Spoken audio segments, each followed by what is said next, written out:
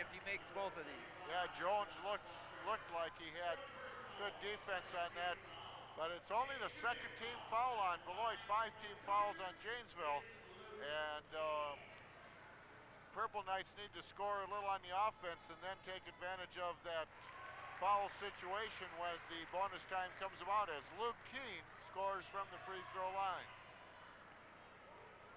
6'2" senior starting forward for the Craig Cougars. Knocks down both of his free throws and puts Craig out ahead 14.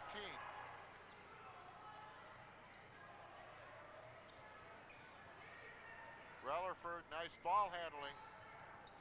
Gets it over to Golden, but nothing inside. Golden shakes his head. Something that was supposed to be there wasn't. And there is the inside pass, but they're just trying to screen Luke Kuehne out of the play. Doesn't happen. So Golden's going to take a drive down the lane. Doesn't go. Rebound back to Eric Dougal.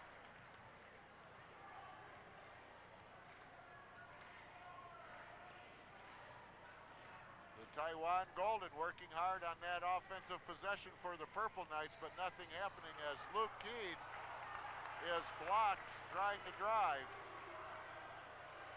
And it's the third team foul now on the Beloit Memorial Purple Knights. Great defensive play by Beloit. That's called on Craig. That was called on Luke Kuehne, his third. So Lewis-Byers and Luke Kuehne both with 3 fouls here, 5:28 left in the game. Well, Foster has 4 personals. Beloit's last time out of the game called, Patrick, with 5:28 left in the game. You really got to set your game plan from here on out. Down 14, though, you can't risk anything getting away from you, and Beloit really needs to make a little run here in the next minute and a half, 2 minutes. Otherwise, this game's going to get out of hand, and Craig will just keep adding to it because they are taking advantage of every opportunity, whether it's on the break, or fast break, or in the half court, doing a nice job of executing. And defensively, you can't say enough about what they do defensively, changing it up. Really confusing Beloit tonight, and that alone is making it very difficult for them to figure out with these young players bringing up Lamar Jones and Foster, only one really figuring it out. Rutherford really having an off night, not knocking any shots down from the outside or inside, and Beloit really not finding anything beyond Foster, with Jones with only 6. And you were talking about the defense of Craig confusing the Purple Knights. Taiwan Golden handling the ball out beyond the 3-point line, just totally couldn't believe what he was seeing, shook his head last time down court for the Purple Knights. Now Luke Kuehne takes the ball away. Pass was intended for Lamar Jones, and Luke Kuehne intercepted for a turnover. So the Purple Knights in the bonus. Next foul by the Craig Cougars. Saunders bouncing it inside, but after a whistle.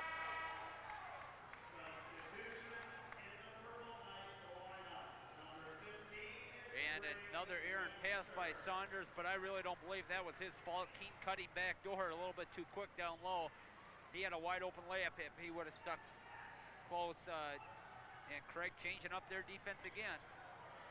Purple Knights on the out of bounds play up court now. Rutherford, top of the key, and looking for that inside action. Foster calling for the ball. Didn't get it, he was open. Now Lamar Jones high. Gets it over, and a shot up and count that one. Good shot, DeJuan McAllister. Klawitter handling the ball for the Cougars now on the out of bounds after the score by Beloit, making it 54-42. in favor of the Cougars. Well, Beloit coming back with their 5 starters, Patrick, with that quickness and athleticism again, really trying to pick up the defense, but with that 12-point lead, it's going to be difficult. Craig's going to take care of the basketball here and really only take layups. Oh, nice block by Lamar Jones as Saunders went up for a shot. Great block. As I say, only layups. They shoot that, and rebound on the miss. A miss by Greg Webster. Rebound by Aubrey Lewis-Byers. And Saunders with the ball now. Again, the Cougars should take their time unless they see an open shot. Last time Saunders was blocked trying to shoot. It's 42 for the Purple Knights, 54 for the Cougars. And we saw a little of this against Madison West with 3.5 minutes left, Patrick. Craig going to that that new four corners, and great pass down low from Kuehne to Aubrey. Aubrey just not able to handle it. Out of bounds. 2 straight turnovers. Beloit not taking advantage. Can they take advantage of this one and pull within possibly single digits with a 3-pointer, but back to 10 if they can just knock down a shot. And that is where the Purple Knights have fallen off the track in this game, is missing shots. They missed just too many of them in the third quarter and have been playing from behind ever since. Golden inside, shot doesn't go for Lamar Jones, and we've got a whistle on the play. Luke Kuehne wondering what's going on, and Luke Kuehne draws his 4th foul, and we're in the bonus for the Purple Knights. Lamar Jones shooken up a little bit. In Big 8 boys basketball, both of these teams out of the Big 8 Conference, Janesville, Craig, Madison West, tied for the title. You saw that crucial game on Marcus Media here. Middleton at 9 and 7 in third. Beloit Memorial below 500 at 7 and 9 in 4th place, and everyone else was below that. 6 and 10 records for Madison Memorial, Madison La Follette, and Sun Prairie. Madison East at 5 and 11, and Janesville Parker bringing up the bottom with a 3 and 13 record. Lamar Jones from the free throw line misses on the 1 and 1. Well, a big miss there, Patrick. Clock stopped, had a chance to pull within 10 points, and really not taking advantage of that opportunity, and Craig going to kill some time here in the half court. Eckerman almost leaving the ball behind. And the difficult thing here, Patrick, is Beloit is still going to have 3 more fouls to give before they can stop the clock and send Craig to the free throw line. And Craig's a tremendous shooting free throws. They're just tremendous at it. And so it's going to be very difficult for the comeback here with under 3 minutes to go. 2:50 to be exact on the clock in this game. And the Cougars up by 12 with the ball. Byers over to Dougal, inside to Klawitter driving, scoring. And a nice back door by Klawitter from the 3-point line. Just fake, you gotta honor his shot outside. You don't want him to get the ball outside, but again, you gotta make defensive recovery when he does go back door, and that's what Beloit gave up that time, and the foul. And that will give Ross Klawitter a chance at the 3-point play from the free throw line. Well, the old-fashioned 3-point play, Patrick, which he's not known for. Yeah, he's known for that other kind. Got 4 of those, and that's shooting beyond the arc as he throws it up, misses on the 1 and 1. And the rebound fought for, immediately a whistle and foul on Lamar Jones. Wow. And that's going to be a tough one to swallow if Craig can make this a missed Aubrey down the lane, but if they can make this a 4 or 5 point game, oh boy, that's tough. They got it into Aubrey Lewis-Byers, who fed Eric Dougal, finished it off for 2. And down low, shot up, doesn't go for Jones, and the rebound comes back to Eric Dougal, kicks it out to Dan Saunders, and a little too much defense by Taiwan Golden results in a foul. And realistically, Golden with the foul, Patrick, not a bad foul because they need to put him at the charity stripe here. And both teams will be in the bonus now. Taiwan Golden, his 2nd foul of the game, and the Cougars getting it over to Dougal, back to Saunders, 2:08 left in the game. Dougal into Aubrey Lewis-Byers, back out to Dougal. So the Cougars choosing not to shoot, waiting for the foul. It'll be the 3rd on Taiwan Golden. Dan Saunders will go to the line for a 1 and 1.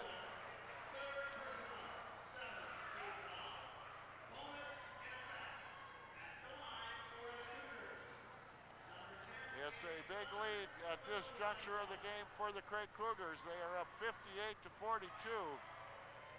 16 points. Just keep adding on to their big lead, and they're up by 17 now.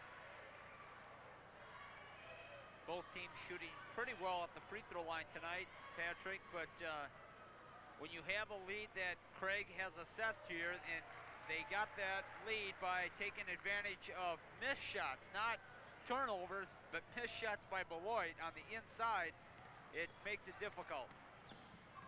Saunders makes it an 18-point lead as Lamar Jones misses inside, and the ball is tipped back to a Cougar.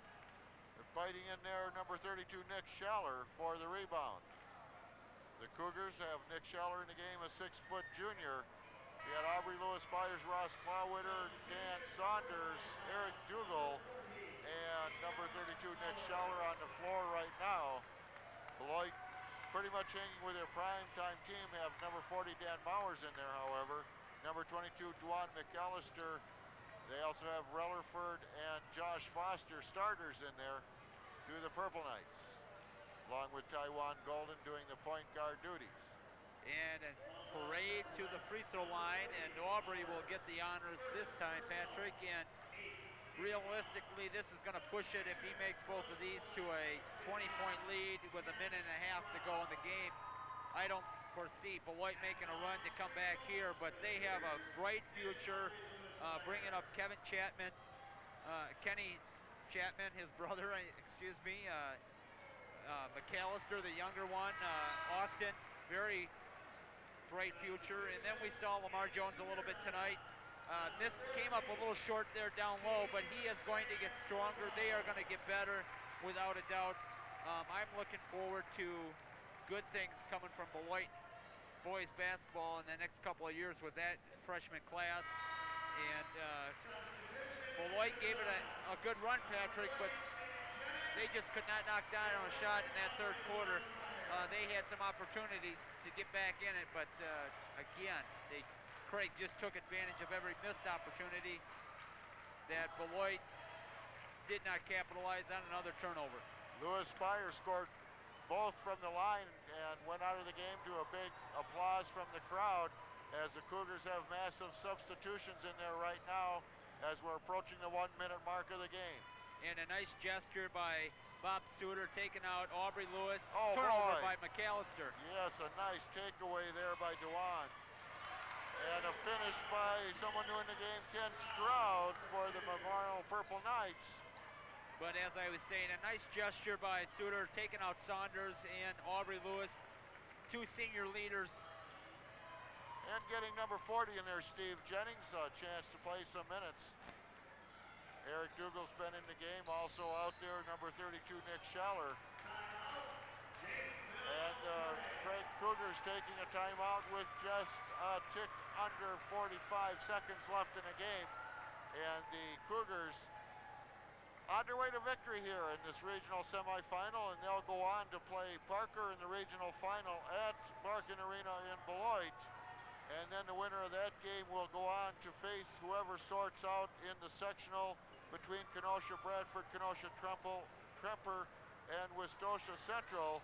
But the big game will be a week from Saturday night, the Racine Park sectional final.